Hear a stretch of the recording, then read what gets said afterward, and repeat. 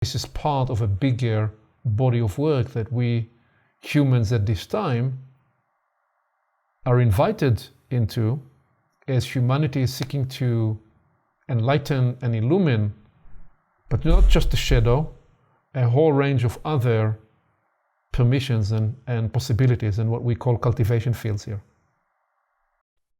Yes, well, I love that all 12 of these cultivation fields get the same treatment. In other words, they're part of a larger context. And I've witnessed, and I've been party to, and I've been the one who has expressed perhaps an overfocus on one and making that the overriding priority, when in fact it is part of a larger context, and it functions better as part of an ecosystem of development. We started with, okay, why do shadow work? And a lot of the time, the invitation to do shadow work is because it will, number one, help you alleviate suffering. And number two, it's a way to journey towards wholeness. And often it ends with number one and or with number two. But we already, in the way you have spoken here at the beginning, in the idea of doing work on behalf of the world at large, that had the invitation and the suggestion that you do your own shadow work because you include yourself as a whole person, as part of the whole, and you therefore, by illuminating the shadow in yourself, you are in some way beginning to illuminate the shadow for the whole, and thereby you ease the process of evolution. Well, I so appreciate the illustration in more ways than one of how shadow work works to create wholeness, to bring forward the wholeness that is, but is not in our awareness. And when the part of me I don't see, the part of me or parts of me I don't know come into awareness, something is activated. I call it wholeness empowerment energy. For some reason, there's this additional availability of maybe life force that we can work with as a whole, but not when we are in fragmentation. You are not just representing yourself, you are offering, as you described so beautifully, the flow of life that comes through you. You become a conduit for a field of power that's blessing to others.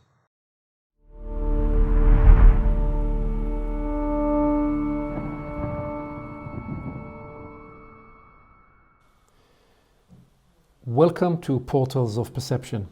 We are delighted you have found us. You can join the Portals of Perception network on the site by subscribing and becoming a member. And you can attend one of our events. You can like us in all media channels, and you're welcome to share our posts with others. Become part of a global network that explores all sorts of fascinating questions at this time. Thank you. And welcome to another Jeff and Aviv skating to the frontiers of emergence, to discover and decipher what is unfolding right there at the edge of our experiences at this time. Jeff, it's good to have you back here. Thank you, Aviv. It is great to be back, skating past the edge of the thin ice, possibly falling through and having a great time, because the water is not that cold in this case. Are we not always falling through to the other side of the edge only to fall on our face and pick ourselves up and make it part of the learning and development experience? Sure. Well, so let me perhaps begin by asking you what's alive for you at this moment, and then see where you want to lead us today. Oh, thanks, Aviv. So I believe the last time we connected in this way was a few months back. So before August, when I had a month-long retreat, and I had been feeling for quite some time since late last year that it would be important to schedule nothing for August, really clear the decks and spend a lot of time in meditation and contemplation, a lot of unstructured time. So even the meditation and the contemplation was unstructured. And I have to say it was fantastic. I meditated many hours a day, some days 8 hours or more, and other days I walked or practiced in various ways. And just dropping into silence and opening, really. The theme was to open as wide as humanly possible, beyond humanly possible, and to be the vastness within which something new, for instance, a new world could arise. And so I did have the sense, palpably, that the whole world, the whole of manifestation really was kind of inside my heart.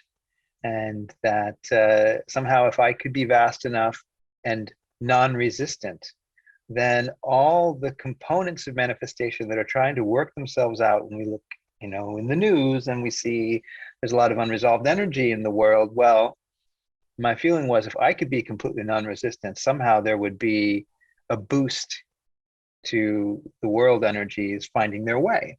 And the way that was confirmed was after the retreat ended, and I reconnected with people I speak to or had spoken to on a weekly basis. They had made leaps and bounds. Their progress spiritually, professionally, in business, pretty much across the board, every way you can think of, they had made great progress. Sometimes that makes me think, work with people and then disappear. And somehow that's the greatest service I can provide. In this case, I had a knowing that there's a deep connectivity, an invisible connectivity, kind of beneath the surface of our day-to-day consciousness, where because there was a heart connection with these people, whatever work I was doing was benefiting them as well. And so the closer I was to people and businesses, again, like this is very practical stuff, the more they somehow benefited from the deep dive into the stillness.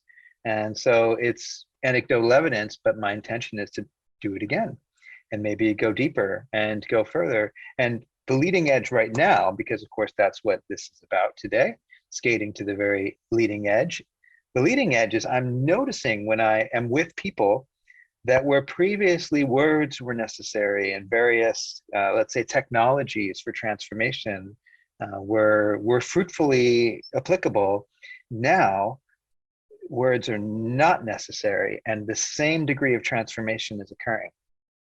So what this says, at least what it points to, is the possibility of working in a very maybe Taoist way, the non-doing doing. And I'm keen to explore how well this scales, because in the world, we seem to be pretty good at doing a lot of things. And maybe beyond a point in our evolution, that can become an obstacle. So perhaps now this deep space of stillness, this deep allowing and spacious abiding in which there is zero resistance, creates the conditions for a kind of superconductivity and real progress to occur on a scale and at a pace that we might call unprecedented. So this is where I am. Yes, it sounds potently wonderful. And curiously, we didn't know about each other plans. You know that last time we spoke was indeed in June after the 7th wave of epoch culmination work, and we have taken several months break, including actually me entering a similar space to what you're describing, whereby in August I allowed myself to be in the not knowing whether we will pick up the work again. I needed to get another signal that the re-engagement with the work will be done from a different place in myself, a different place in the community. We call it delegation up the epochal progression, up the epochal mountain. And indeed, we just re-engaged the last 2 weekends.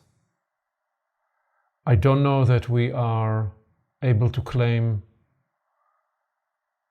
a spacious abiding free of words yet. I think we are attending still to the the need to metabolize consciously with words. Still, where there is synergistic coherence with what you're describing, one of the opening comments was, let us recognize that we have entered the time of spontaneous developments, spontaneous healing, where what took 3 years can happen in 3 months, or 3 weeks, or 3 minutes, or 3 seconds. Depends on one's location, inner cosmology and readiness, and what you just described as perhaps the absolution of resistance to truly become the very thing you imagine and or pray for in the moment that you do. So entering that permission where the delay factor from the mental and the psycho-spiritual to the cellular almost evaporates. Are we there fully? No. Is the permission and the blueprint of it nevertheless present and here? Probably yes. Do we have increasing evidence? I think so. You just described some. Do we need to be prepared to work at different levels of instantiation and manifestation? Yes. Is there an invitation I hear in what you're describing to let go of all the modalities and surrender and make an opening for a new higher level of work? I think that's what I'm hearing from what you're describing. So I am prepared to share a line of work that appeared through these last 2 weekends. But let me just even pause here a moment and see where your intuition guides us in this dialogue, because I just said a few things there. Well, I'm a yes to all of it. And what I feel you do so brilliantly is synthesize many levels and many angles. So I might be coming from a particular vector and having a certain kind of experience, which is revealing and illuminating of a possibility. And then how do we instantiate the possibility in many ways and in many different kinds of situations? So I feel like we complement one another so well. And I know the work that you do with organizations and networks of people has to be at multiple levels. And I suppose it's a kind of mastery to be able to work at multiple levels simultaneously. So I'm keen today to explore and hear and receive the latest wisdom from the renewed work as you picked it back up after August. And I have the sense that what we're both perhaps starting to peer into is this Homo Universalis, this broader context, maybe clearer seeing, more expanded sense of being that humanity is becoming. Indeed. I do just want to pause for a minute with your proposal, your bigger proposal, which is that you could actually be sitting in silence and receiving large checks because of the work you do in an emanatory fashion. I don't think we should remove or take away that permission. In the work I do in the world with large corporations, we still need to instantiate and ground this in language. And also with other people, I do sense very much that in the one-on-one work or one-to-few work, we are entering new cosmologies, new possibilities, where there may be an efficacy of transmission and transformation with little or fewer words. And those are to do with the last piece I would want to share with you, Because so what I want to do is the following.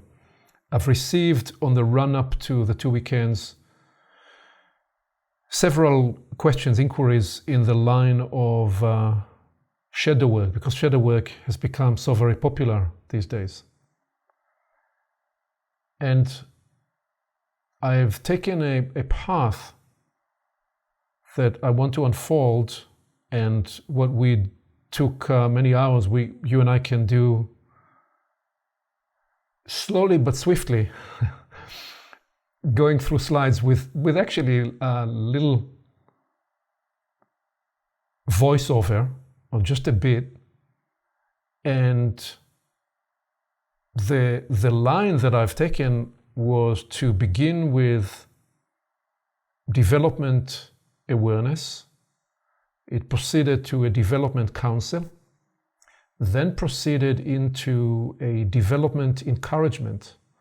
200 people on Zoom, everybody muted and proffering encouragement to others, speaking softly while they're muted, which is an experience that some would feel awkward, but the beauty is when you encourage somebody else, you encourage yourself. And then we open the broader spectrum of the Homo Universalis development and cultivation fields. Then we went deep, surgical, into the element of shadow work. And then coming out of it, I'd like to explore and reflect on some of the fields of power that are being activated, because I think that will link us at the end just to where we started with what you're describing. So that's the flow that I'm proposing that we go through. 2 thumbs up. Alrighty. So let me bring some slides. And we're just going to go through this, and I'll pause and where we need to and see what turns up for you. So perhaps before even bringing the next slide, there is always a consideration in me of how do you no longer do teaching in the old way of teaching, which is the transference of knowledge, but really create an ecology and an experience where individuals and groups can come into the ecology and into that experience such that the knowledge, the discovery, the insight is self-arising. That means we have to become those at the leading edge and the teams that with us in facilitation. We have to become the embodied field of actualization of those very things we talk about. Not that we need to be perfect, not that we need to be completely there, but more than anything, we need to embody the sentiments of the invitational space, the invitational permission to become what we are presencing. And so the development awareness offered that the majority of people, a great majority of people, I don't know whether it's 85 or 90 or 95 or 97%, but a great majority of people continue for most of their life to work on the same pattern, the same issue that they are grappling with. The details are changing, the environment, the players, they continually shapeshift. But essentially at core, they're working on the same pattern. And there is nothing wrong with that. It's not that if you spend your entire life reworking the same pattern, there is something wrong with that. It is simply what is. There is no value judgment. It's an observation. And then that only a very small percentage of people completely resolve the pattern, resolve the issue. And when they do, guess what? They move on to work on the next pattern, because that's the planetary deal. We are in the flesh, in this boot camp of experience, a spirit being, conscious being inside the human experience, to work through issues, to work through patterns, such that we resolve these and we bring the value of this experience to the collective consciousness that we come out of, and to which we proffer our experience. In my experience, the few and small percentage that get to work through and resolve the pattern completely, first of all, often discover that they actually didn't resolve the pattern completely, and the pattern reappears in new ways. But secondly, if they do, often special circumstances are involved. They do so not just for themselves. They do so for service work, for leadership calling that they were summoned into and for. They do so because of some destiny form. They do so because they enter a representational contract or covenant where they work on behalf of a cause, behalf of an issue, that then accelerates them almost to go through an experience a few lifetimes in one. But it was very important when we talked about this to offer the demarcation, the awareness that the second category is not better than the first. There is no one better than the other. It's simply what is. And there is more a sense of acceptance and judgment-free awareness and recognition of where am I in this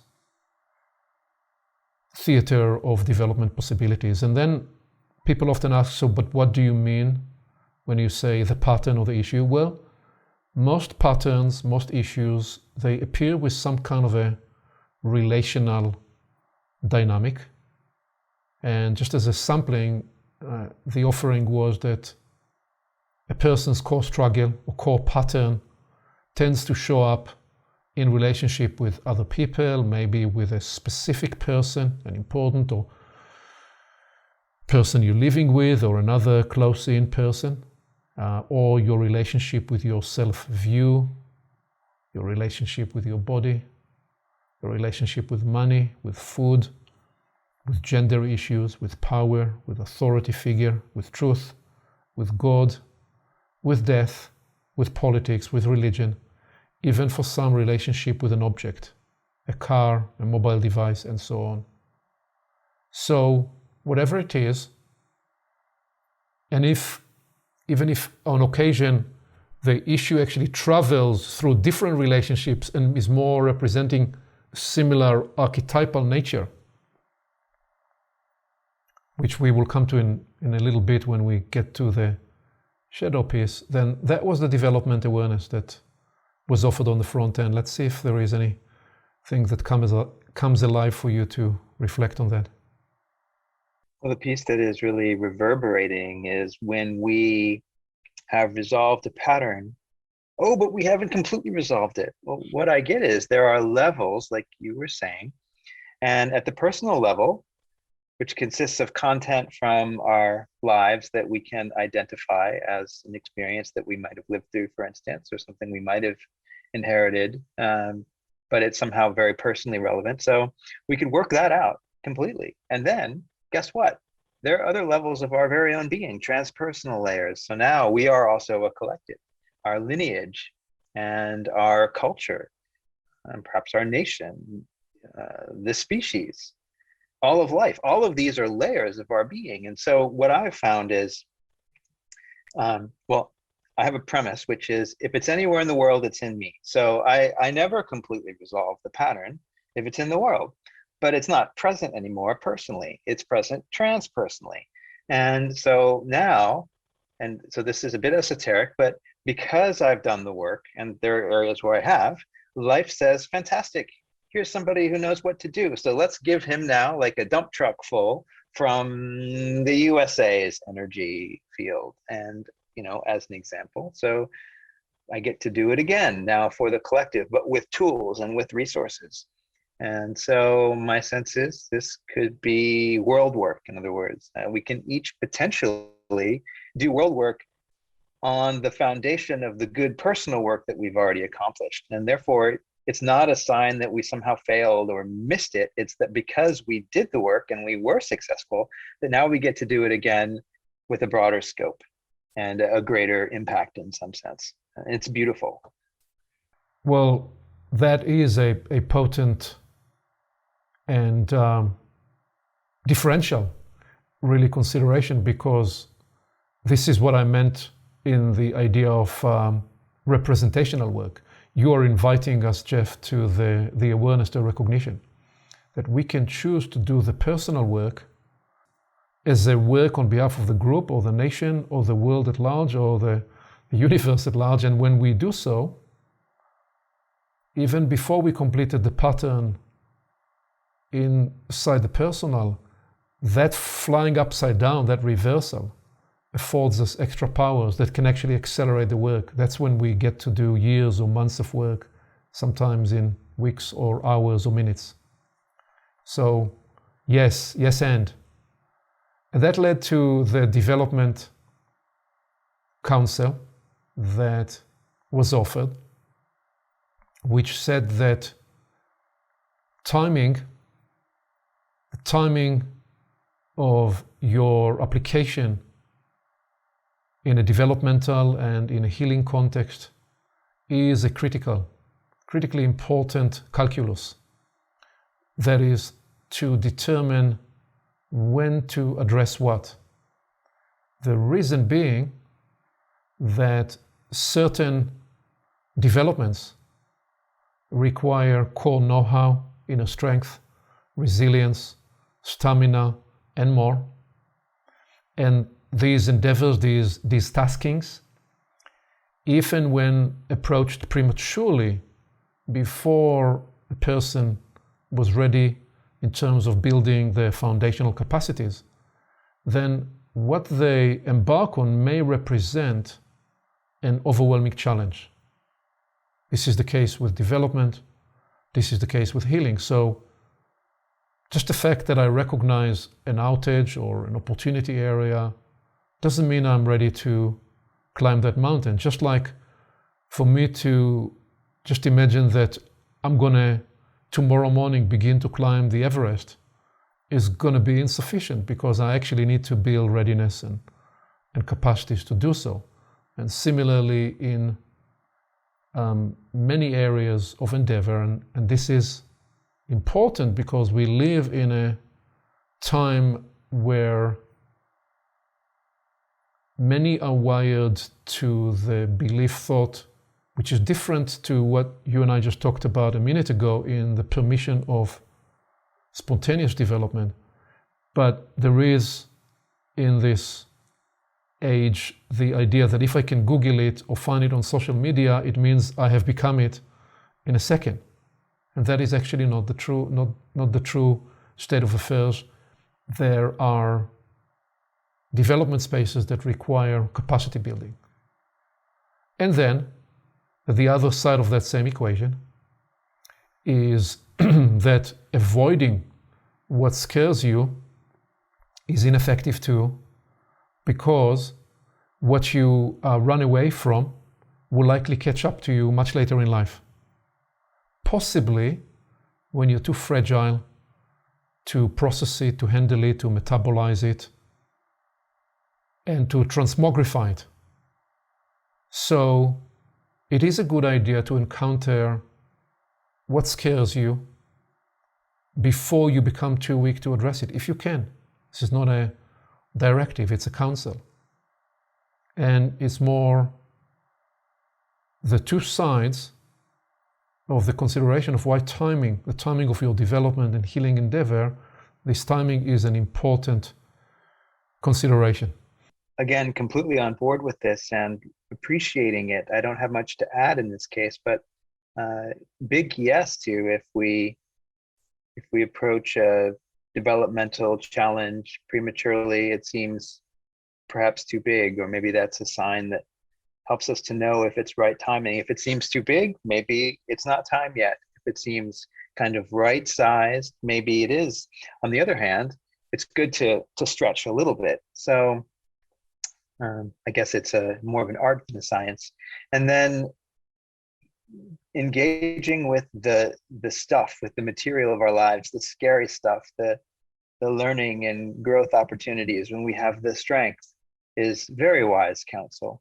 And then it occurred to me as you were saying that, how wonderful it is that when we're young and perhaps quite naive, we just charge into things, and then we have experiences, and a lot of them, in my experience anyway, tended to be scary, stressful, but I had the life force to deal with it then.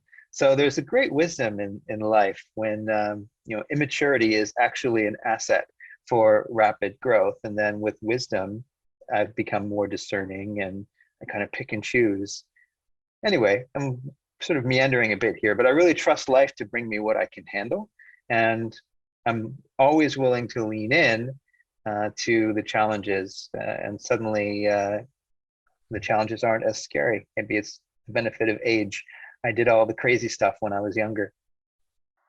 Yes, and partly what this development council invites is self-insight, self-knowledge.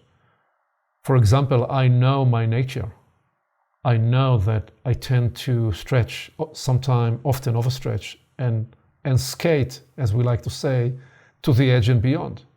So I have often engaged in assignments that, and the test is, can I make a recovery within 72 hours? Like I'm now within 40 hours from what was pretty extreme experience. So the jury is out this week whether I actually took myself beyond the threshold that I needed to take myself to, and we'll see how I continue the recovery this week. So this is an example of taking an assignment, not just in the sense of personal development, but if you work with a large group of people, and on this occasion, this weekend, the sense is that we are, while we do the work we do, there is tremendously powerful healing processes underway, deep, unfolding for humanity at large, at a psychic level, at an emotional level. And people have written and shared that they are experiencing very, very deep processes. So if you are at the facilitation end, the release and the trauma that people are metabolizing in some fashion, you'll process that. And it depends as to how you're organizing your processes and in your formation, to what level and what depth, and how much will you take on board, and how your own process velocity and center of gravity will allow you to transmogrify quickly or slowly, and how much of it leaves a residue at a cellular level with you. And there is a risk if you engage with collective work and you take on what's not yours to take on, then there is a risk associated with that. Yes. Yeah, and I have a couple of indicators that I can rely on that tell me if I'm in the zone, the stretch zone, but not overdoing it. So if I start to get a headache or a migraine or something, that tells me I may be pushing too much. And if I'm exhausted, I listen to that. Perhaps that's part of maturing, is noticing and learning our own signals. Like 72 hours is the key. Yeah, that's the after signal. Talking about headaches and burning nerve ends and such, and solar plexus heating up as signals, all of that is part of the work. Anyway, let's move on, because we could go down this rabbit hole and stay there longer. So the sense was that before we embarked on the content, that we wanted to actually allow for development encouragement. And it was interesting. I've never done this before in this way. You have invite 200 people to, on each muted, to speak to flip through the screens. Most people know each other, and identify 3 faces individually at a time that they want to speak to a particular encouragement message. Of course, when we do this in person, you actually ask a person to turn to the person sitting next to them and say to them something. I've done this in a variety of ways, but in this case, we did it for the first time on Zoom, and I offered an example. I said, for example, you can turn to somebody and say to them, well, something like, do you know how courageous a spirit you are? You have come here to this earthly development theater, and you have entered the human experience at this time of culminating change. This journey takes enormous courage and forbearance. We see you. We see how brave you are. And it was beautiful because people did that, and then we opened the unmuted and got a few other people to other voices to offer their spontaneously fashioned encouragement. And the big awareness there is we all need encouragement. I simply would demonstrate it that Sarah, when we run these sessions, she sits here on her own screen, and part of the journey, we would sometimes have back and forth. Sometimes we would disagree about something. Sometimes we would encourage each other. And it's all part of the theatrics of working transparently with a group of people. And we're discovering that encouragement is very important, because we are truly going through a phase now in the development of consciousness and of humanity where we need to encourage ourselves and we need to encourage each other. You may be listening for me to add something, but how could I? This is so beautiful and it's so true. And we're all in this together, learning together, growing together, awakening together, culminating an epoch together. That could seem like big work. And yeah, encouragement. And what that comes from is the French word for heart. I really appreciate the language here, and yeah, the feeling of making a real heart connection with one another, which can endure the storms of mental activity and conceptual, well, back and forth is what I'm seeing as we shift from one paradigm to another. But the heart connections, they hold. Indeed. The heart and the solar plexus connection, which is the energetic center from which and to which some of the heart work and the heart transmission is offered and received. So, and then we said, okay, so with that, let us explore this idea of becoming a whole person, Homo Universalis. And part of Homo Universalis is the idea of Homo Evolutus and Homo Connectus.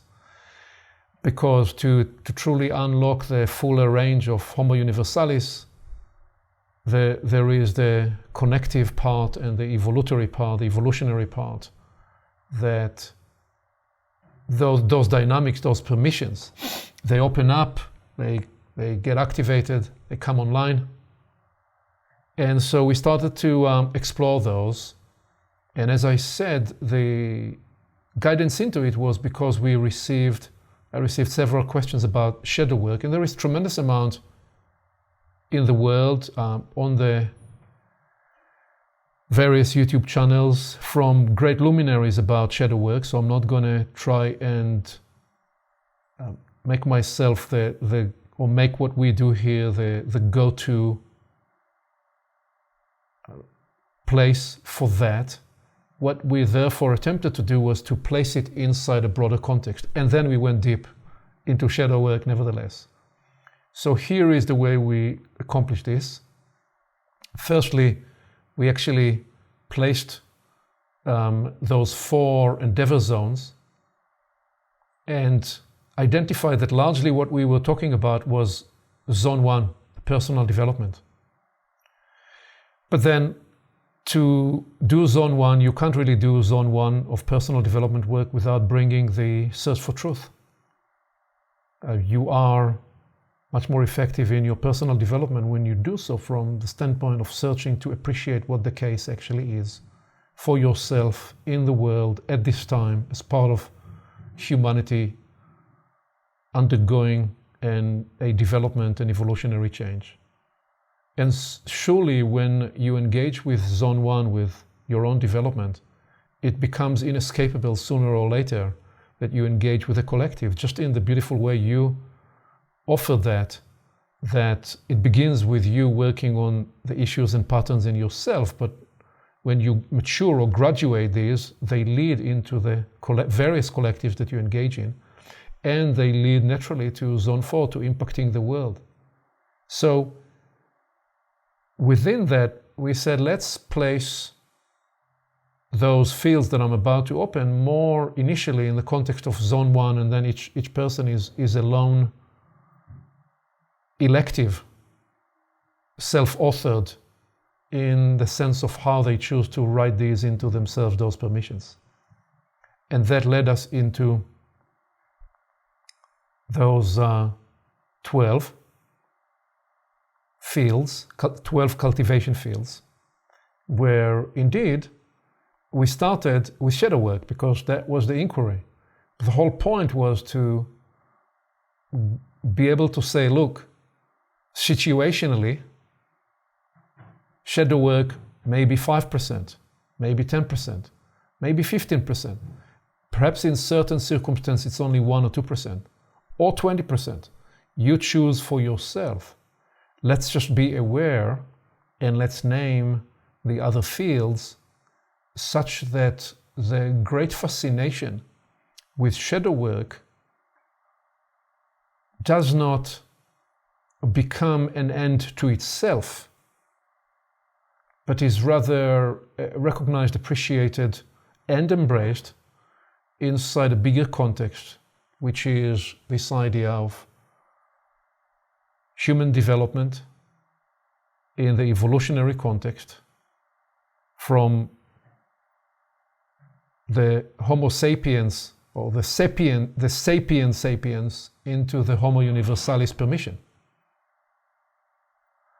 And then we started to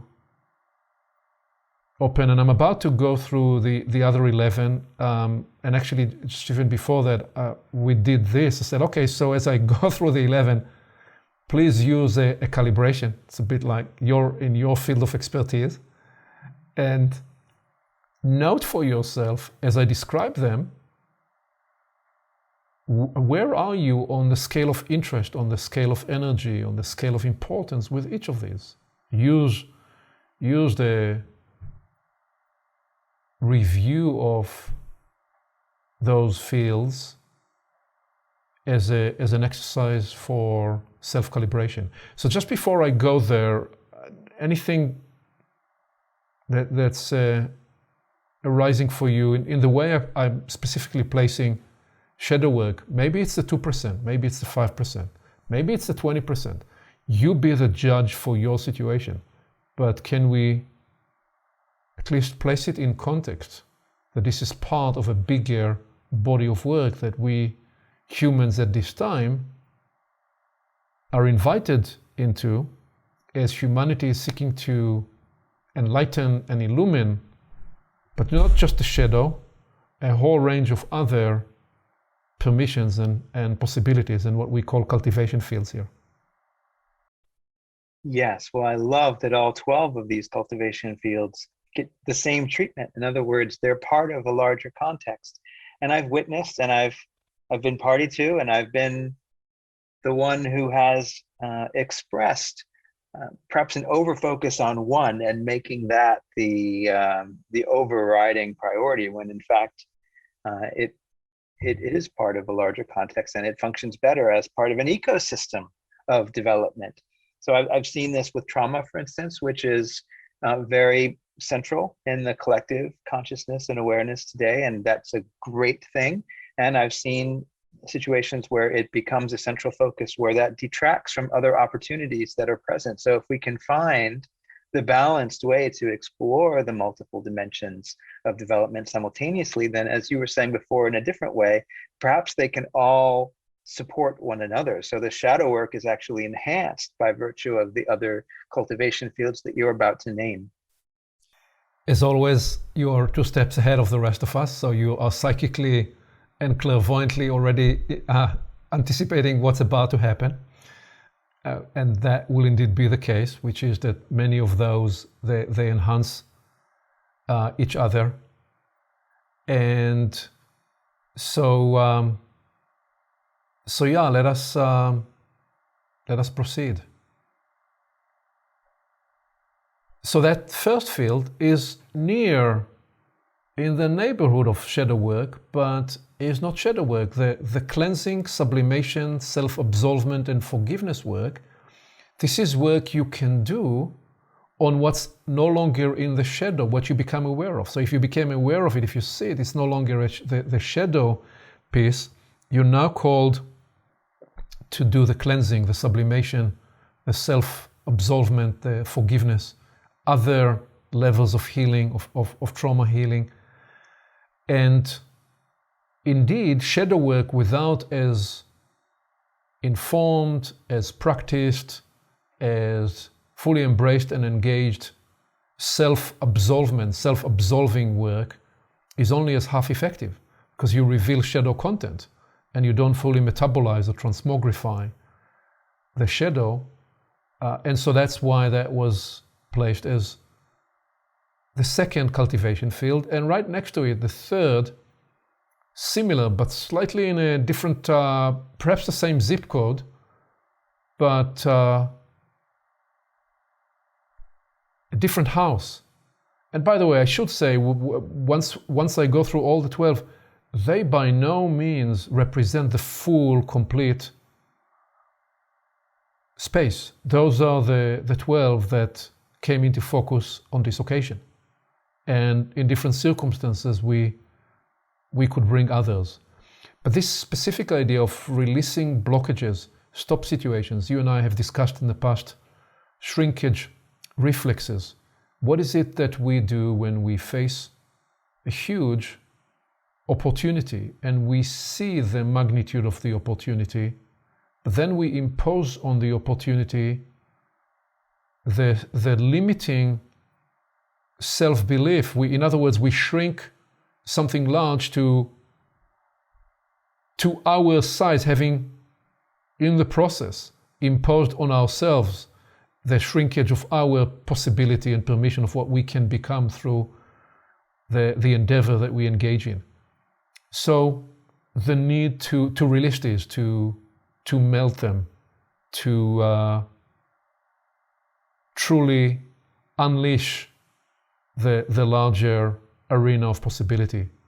And then we brought the fourth space, which is to do with the larger spectrum of energy management, self-regulation, and soothing work. That includes learning to appreciate and understand the different energy centers, 5 energy centers, the 7-fold energy system, the appreciation that you are a physical energy, an emotional energy, a relational and psychological energy, and mental energy for sure, spiritual energy. You are processing and metabolizing those different layers, and I'm just naming some. We could name them through different frameworks and categories. Recognizing that you are an orchestra that plays on all these different energies. You have all these different instruments that are part of the orchestra, and often when you focus just on one instrument and you shut out the rest of the orchestra, you will create certain imbalance.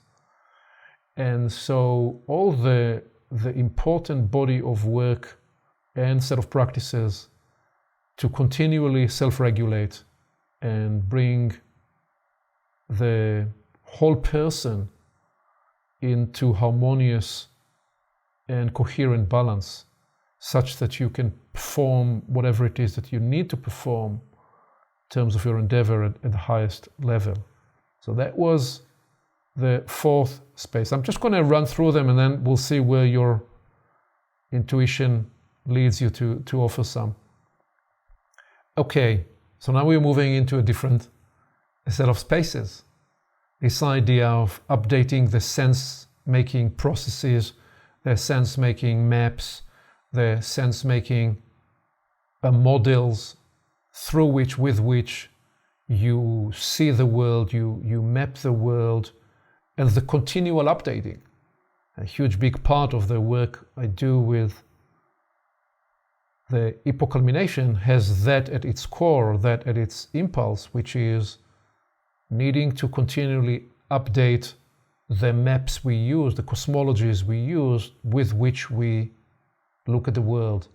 And right there with it, adjacent to it, the inquiry-based perception seeking. Inquiry-based perception seeking about oneself. Who am I? Why am I here at this time? What is the context in which I came into life?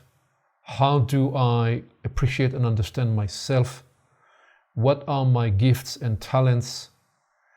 What are the theaters of opportunity where I may be able to bring those talents and gifts to in service and to play in the best, most optimal way? And then a whole range of inquiry-based perception seeking about what is occurring for humanity at this time. And that's where it engages with the sense-making maps. So one is outward in and the second is inward out, and the two represent a double helix of guidance and information and know-how. And that led to, in this case, the seventh space that's part of the whole person Homo Universalis development and cultivation field, the work on values, the work on developing the virtues that are most central for you. So values is what's important for you. Virtues represent the way you bring the important values of your life into embodied practice, and all of those, they become the scaffolding and the formation of your character that is the infrastructure of the person you're building yourself to be. And in that sense, character is looked at as a layer above the persona, in that sense that this is yourself. Obviously, you come with gifts and talents and traits and natures, and then you get to choose to not just take the importances that you were brought up with by upbringing, parenting, ecology and such. This involves the work of deciding to differentiate what's important for you because of your reasoning and your maturation. So all that body of work that different people encounter at different stages of their life through different opportunities, either because it was forced upon them or through struggle and pain. Significant body of work if a person is to become a whole person. And then building on that, and adjacent to it, is the broader space of capacity building.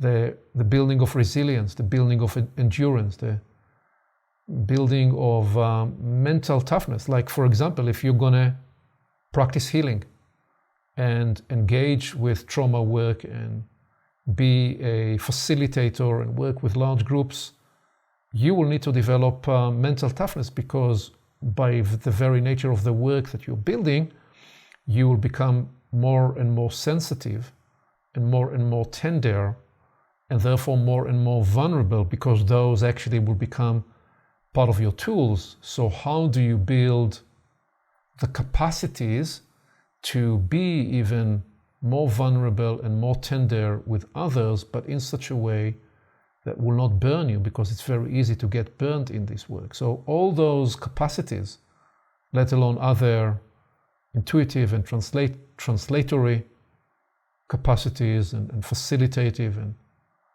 and other capacities, they're part of whatever you choose to build. Let me actually pause here after going through these 8 before I bring the other 4. And again, all of it is partly an exercise of saying shadow is great and important, but can we please see these other spaces?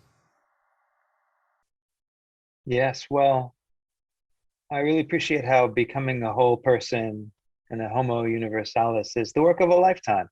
And I'm seeing these as stones that we turn over, and eventually we leave no stone unturned. And whether we approach from the east or the west or the north or wherever, in other words, this framework or another framework, potentially, the intention to leave no stone unturned in our self-examination feels extremely important. And so I'm really appreciating all 8 so far. And I've really been looking forward to number 10 without knowing what it is. All right. So number 9 here is, and this is different to character formation, but again, as you said initially, what is shadow work without inquiry-based perception seeking? It's incomplete, right? How effective is your cleansing and sublimation and self-absolving without building deeper and higher capacities in terms of your ability to metabolize?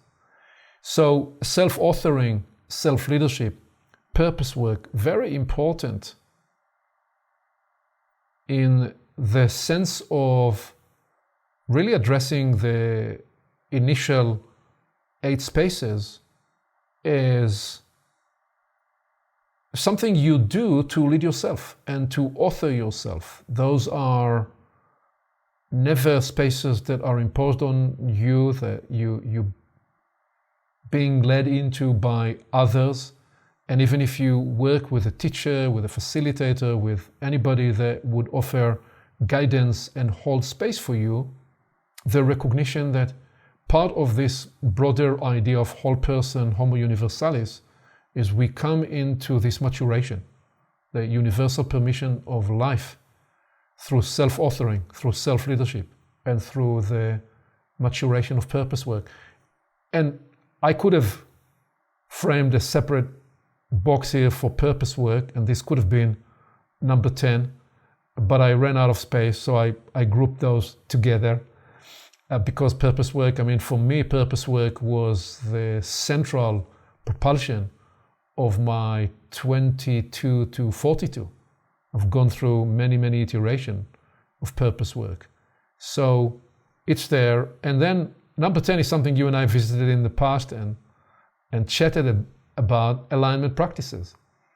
And one of the ways to think about alignment practices is it's very important to bring everything we reflected here on in these first 9 to the embodied sense.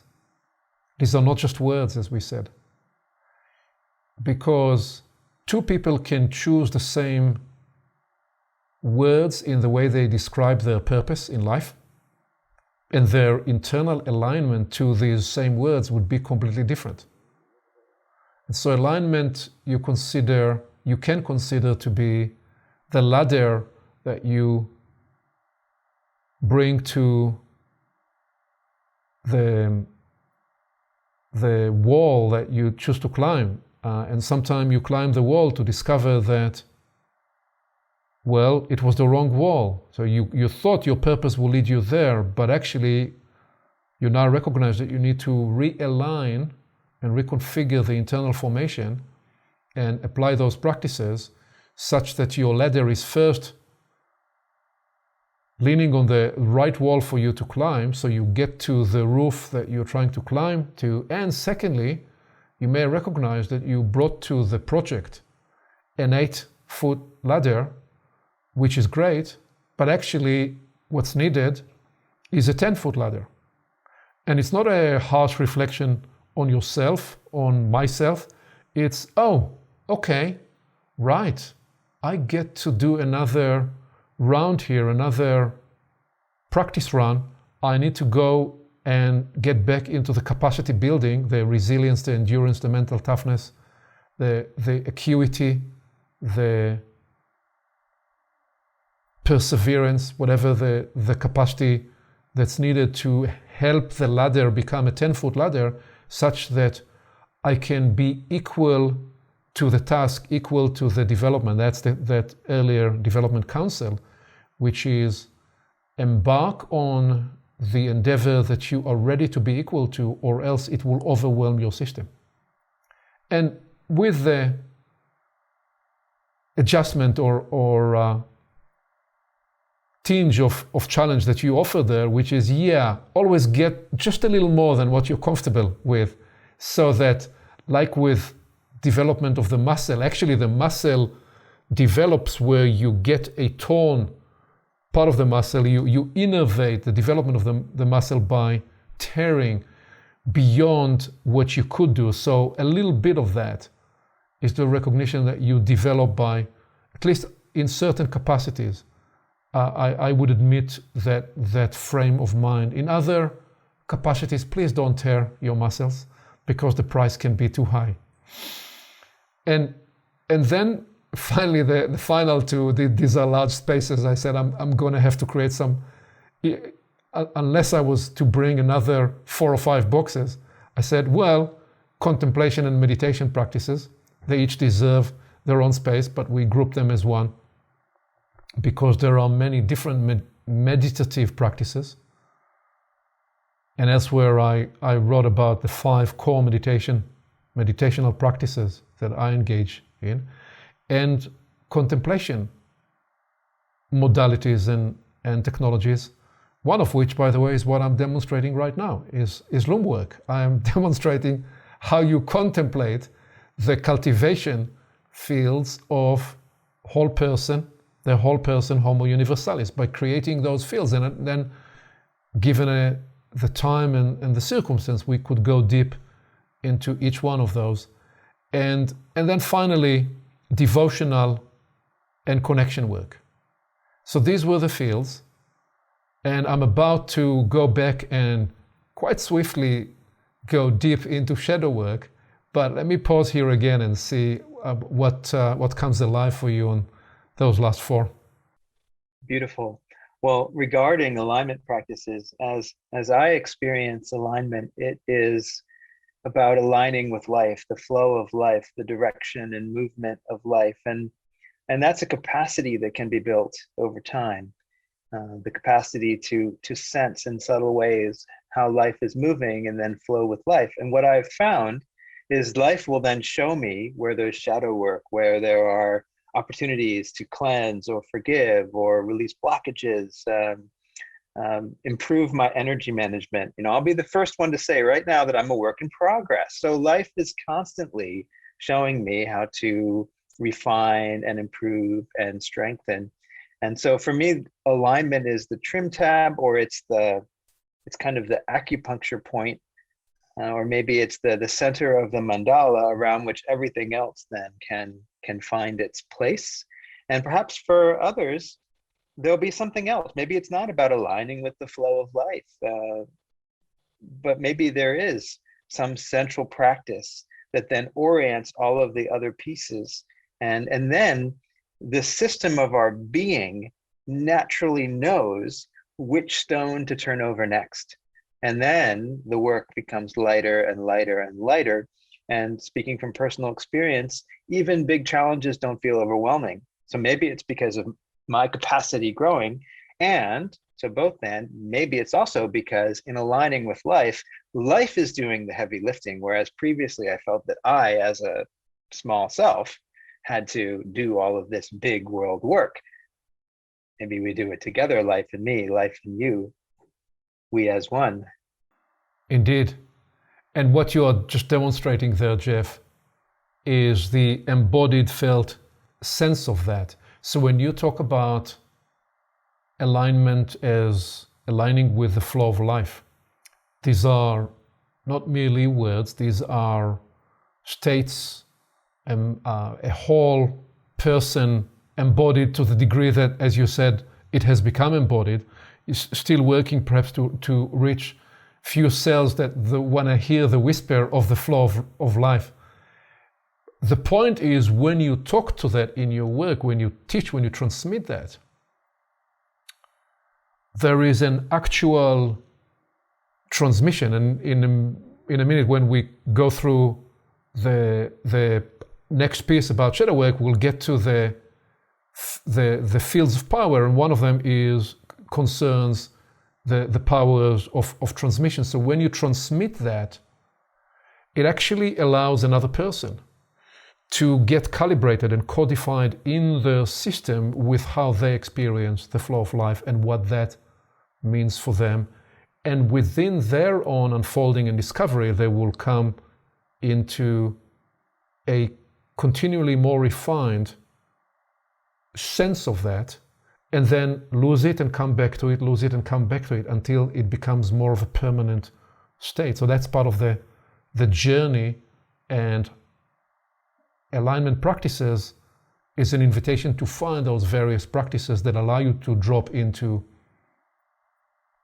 that sense of tetheredness to the flow of life. And can you do so and be concurrently joined to your very purpose, because those two may be one and the same, or building one on top of the other. So these were the fields. And then we said, okay, great. So since there were many questions and promotions and inquiries about this, can we go through this swiftly? And we started with, okay, why do shadow work? And a lot of the time, the invitation to do shadow work is because it will, number one, help you alleviate suffering. And number two, it's a way to journey towards wholeness. And often it ends with number one and or with number two. But we already, in the way you have spoken here at the beginning, in the idea of doing work on behalf of the world at large, that had the invitation and the suggestion that you do your own shadow work because you include yourself as a whole person, as part of the whole, and you therefore, by illuminating the shadow in yourself, you are in some way beginning to illuminate the shadow for the whole, and thereby you ease the process of evolution. And to the degree that you choose to engage in your own development tasking with this third motivation, then you bring to it an additional power. So then I said, okay, let's cover some of the rich body of work that you can find in the world about shadow work, and codify it with some personal examples. So I said what I was going to do is ground the three main shadow spaces, the three parts that we tend not to see, or the three disowned spaces, or the three suppressed or repressed spaces, whatever way you choose to name the shadow. These are all good definitions. And I said I will quickly go through them, then I will give personal example and a strategy, and that's what I did. So the first was the introjection space. That's when we absorb a distorted sense of ourselves, and broadly speaking, either by general introjection or by specific introjection.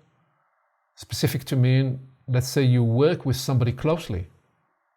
It can be somebody in your professional space. It can be even you live with somebody and for many years, and they view you in a certain way, and you begin to internalize and agree with their view of you, or it can be a teacher that you work with and they see you in a particular way and you internalize that view. So that's the specific, but then you don't need to have a specific introjection. Just living in this world, being exposed to media of all sorts, and this is where the young people of today, the 16, 17 years of age, and even younger, the 12, 13, 14, too many of them are on suicide watch because they are exposed to social media and to seeing how other people live their glorious life, which is often largely a fake actuality rather than a real actuality. But they introject that as stress and anxiety producing picture, and they develop a distorted self view. So that's the first area. The second area is the projection part, when we impose or put upon other people, the world at large, our own distorted views, our own imbalances, and that content becomes then a shadow we externalize and project on others, and becomes a material inside us and in between us and other people, and often is related to those things that frustrate us or upset us or we are afraid of or make us angry. And I gave some, in a minute we'll come to a rather funny example. And the third space, which was the space of displacement and the splitting of different parts in oneself and the distancing from the different parts of oneself. And in one simple way, you can look at yourself as the many different roles that you play in life. You may be a manager at work, and a spouse at home, and a parent to your children, and a contributor to a community, and a citizen in the global space. And you may have some other roles, and some of the ways you show up in those various roles disagree with how you show up in the other roles. And that can create shadow content, because you appear in one way in the community that you are devoted to, and then back home perhaps you're not always able to exercise and practice the very thing you describe that you want to be, and or the way you show up in other spaces. So right there in that split, the maybe parts of you that would be covered are covered to better handle the nature of this arising and festering tension, and or a conflict that may arise through the two natures of your soul, the electric you and the magnetic you. The electric you is the orchestrating part of your soul that takes the initiative and leads you into the next endeavors you embark on, and where all the new things you choose to do every day come through. And the magnetic you is the one that holds the value through the long wave of your life. And they don't always see each other eye to eye. They sometimes have a different view of what you're supposed to be doing. Magnetic you is exercising care and compassion and tells you, you need to slow down, friend, and take care of your health. And the electric you says, no, it's time to get busy again. It's time to get the next endeavor going. And they can run into conflict and can create a distance from the source that will power you. So we then went quickly through these examples of, so in the case of the introjection, I showed an example of how through a question that I asked of my teacher one day, I said, I'd like to ask about greed, Greed. And there were 19 of us sitting in the room, and he looked at me strange and he said, why on earth would you want to ask me about greed? And I said, well, I'd want to make sure that as I do my own development, that this is not an operative impulse in the person, in the character that I'm becoming. I'm describing a moment some 30 years ago. And he looked at me strange and he shook his head and he said, "You people, you don't even begin to know yourselves." And he proceeded to talk, but he didn't fully elaborate, other than saying, of all the people in the room, you are the last person that ever need to be worried about that and ask me about that. And I didn't understand what that meant. And part of the way of the work there was for me to discover and decipher. And it took me a couple of years to take this searing moment and recognize that I introjected a view that was projected at me from other people who saw my passion, my dedication, my commitment to be expressed, or expressing rather, through their lens and value system. You'd only put yourself on the line in this way if you have some financial monetary agenda. And so I became worried that could it be that I'm doing something with that motivation when I never wanted that to be the first principle of why I do what I do.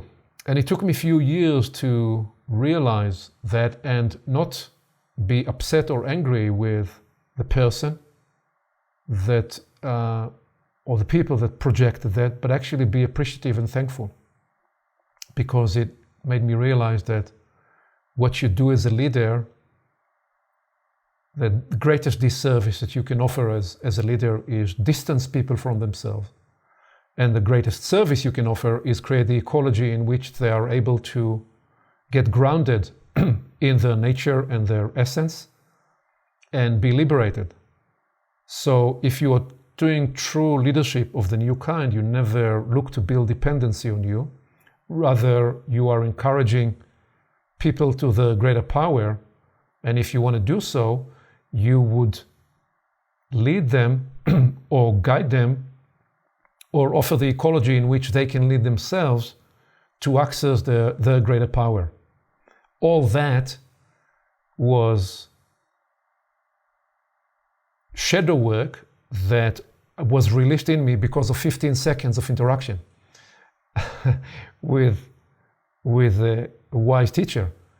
And, oh, by the way, the extra benefit released my relationship with money to a point where I'm flying now, as you know, in a very rarefied space, where very few people flying, and able to do consulting at the highest level of Fortune 100 companies and get paid not just handsomely, but beyond what I ever imagined was possible. So I was able to accelerate and do 10 years, or rather do 30 years of financial development in 12 years, partly because I liberated my relationship with money, changed my relationship with money, partly enhanced by this shadow work.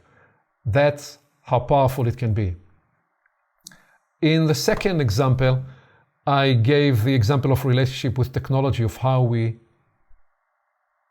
project to technology now all our power, because technology is promising to be so powerful. And I gave an example of how Sarah's iPhone, my wife's iPhone, gave us trouble, and I got frustrated because Apple's supposed to have perfect devices that have no problems with them. And to cut the long story short, I got on a service call with an Apple agent, and that call went south 2 minutes into the call, and I got frustrated, and I started using language that not only is not wise and not advisable, but is totally ineffective.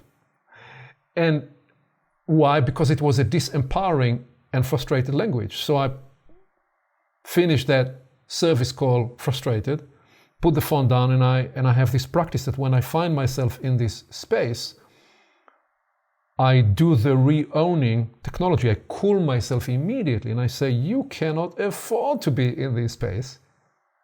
I put a smile on my face and called another this time a better service agent, and we resolve the issues. I quickly am telling the story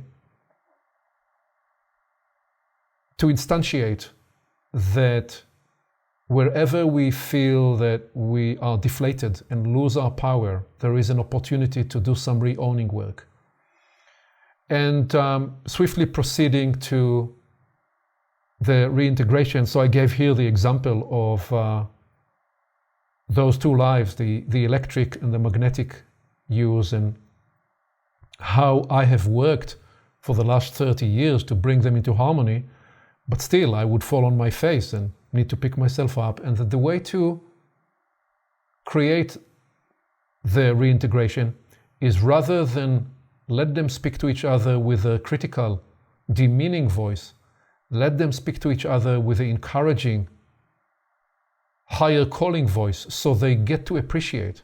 So the electric life says, I know life is not a dress rehearsal. I know you're here to make the most of it. So you are, I am the driver of you to maximize all the good work that you're here to do. So I'm going to drive you with great intensity, and I need you, my sister, friend, magnetic you, to understand and appreciate. That's why I'm driving so hard. And the magnetic you would say, I see you, I understand you, I know you have that efficacy and economy in mind. Do understand that I see a bigger picture. I see all your many endeavors, including those you forgot to remember from earlier life. So I see the scar tissue and the strain, and I will pull you back when it becomes too much. And I will hold you all the best of all your endeavors and remind you of those even in times where you forget. So by them hearing each other, they get to reintegrate their purpose, and I become a wholer, fuller, more liberated self, because I reintegrated the parts that they disowned in each other. Well, I so appreciate the illustration in more ways than one of how shadow work works to create wholeness, to bring forward the wholeness that is, but is not in our awareness. And when the part of me I don't see, the part of me or parts of me I don't know come into awareness, something is activated. I call it wholeness empowerment energy. For some reason, there's this additional availability of maybe life force that we can work with as a whole, but not when we are in fragmentation. And so this reintegration process resonates so deeply, and noticing where we've given power away, noticing where we've taken in something that isn't ours. These dynamics are I want to say supremely important to understand on some level as we work our way towards wholeness individually and collectively. So what you've described are stories of how you, Aviv, have experienced the process, and it gets, well, perhaps more interesting in the intersubjective space, where we do this same work together and support one another and encourage one another to become whole. Bravo. Yes. And then coming back to this picture of seeing that shadow work is, again, as we said, maybe 3%, perhaps 7%, perhaps 10%. But recognizing that there are all these other fields we covered.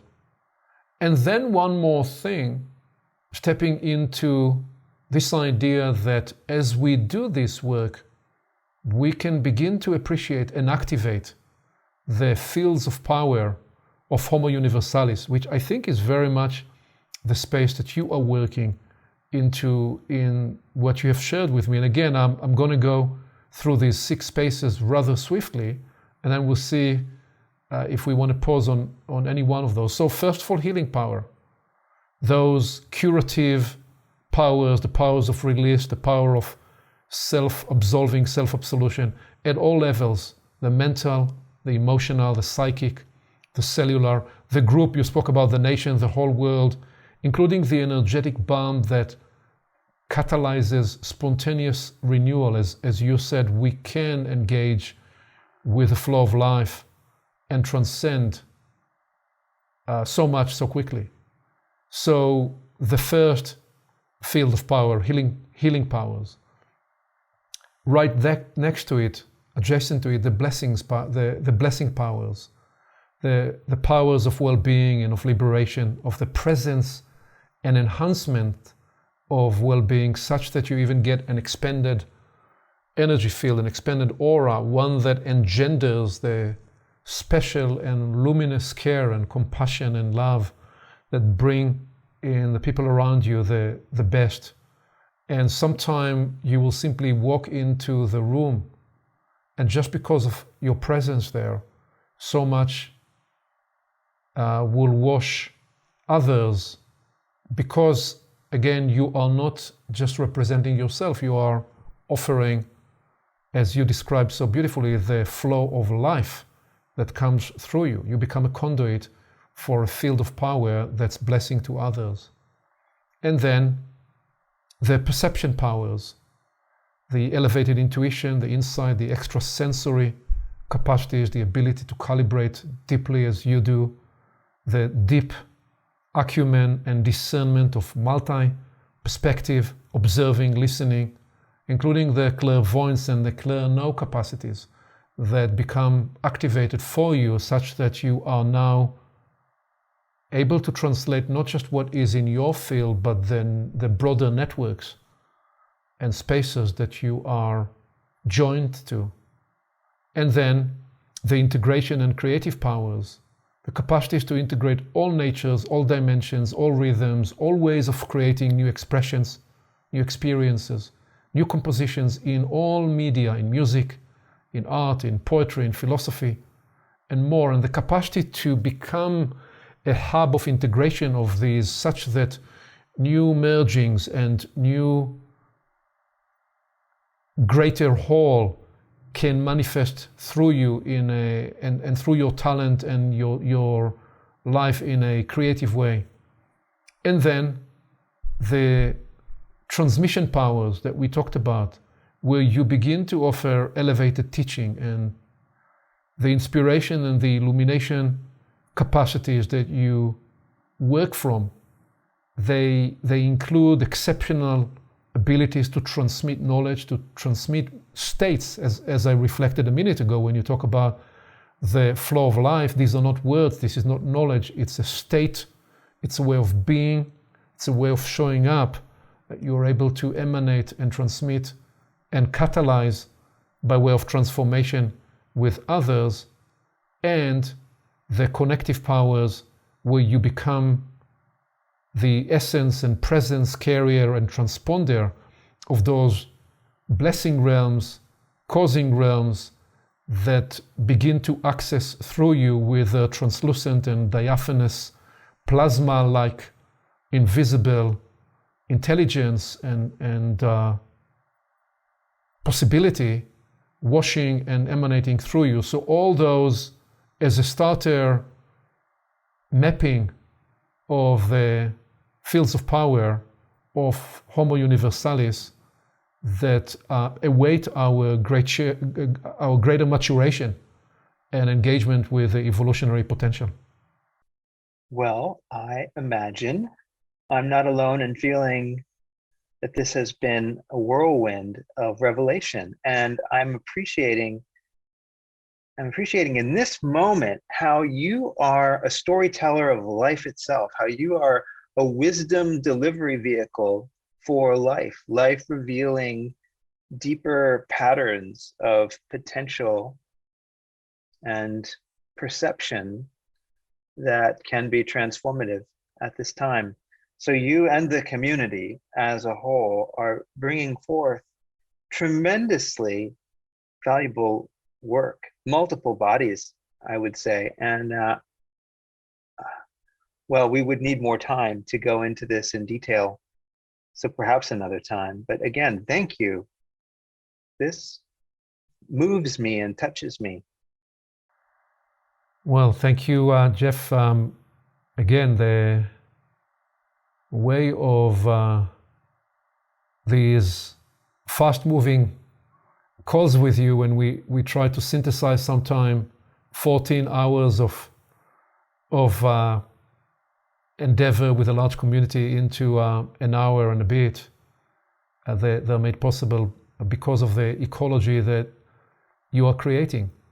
And one of the elements that we ought to integrate into the blessing powers and the transmission powers is the ecology setting capacities, creating spaces, creating spacious spaces of abiding, as you would often call them, and creating those spaces where the superconductivity of those powers can be activated and transferred is part of the artistry and the mastery that we are called to produce and engage in at this time. So I think you are right. Perhaps these are fields of power and activation to get back to another time and build on the exploration today.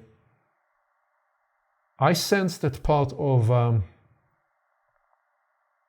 the significance of our call today is the sense that you started with, the sense you were describing of how through the summer of year 2 of the pandemic, 2021, you were working to open as large a space in yourself as you could, almost the space of the entire cosmos, the entire universe. And that is coherent with this other parallel way of telling the story, the two being perhaps the two sides of the same, not just the same coin, but the same universe, which is the tremendous acceleration of spontaneous developments, where the journey from discordance to coherence is or can be almost instantaneous. The permission for it is there. And I believe we are sensing, as we're doing this call on the 26th of October, 2021, we are in part looking forward to 2022 and beyond, and what's about to be accelerated in the next 3 years for humanity. And there is a lot of catastrophizing that's happening in the world for all the right reasons as well, and tremendous challenge. And yet we are also seeing these fields of power that are being potentiated, being activated, and that many of us all around the world are called to serve in some individuated and joint and communal fashion, to serve as ambassadors of these developments. So that's how I would synthesize the space we visited, and perhaps I can let you bring us to landing with your summation and parting words.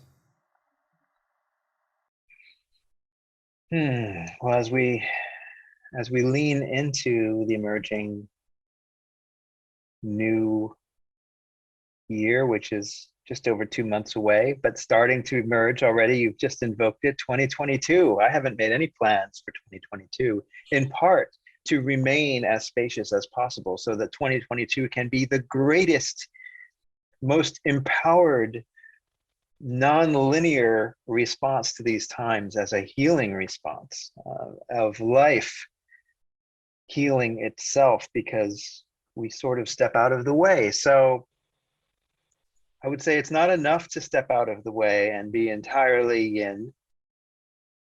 What you're offering through these investigations is the clear understanding of some of the ways that we can participate. And as we participate consciously in the flow of life and the unfolding of these empowered nonlinear solutions, they have more power because they have our power.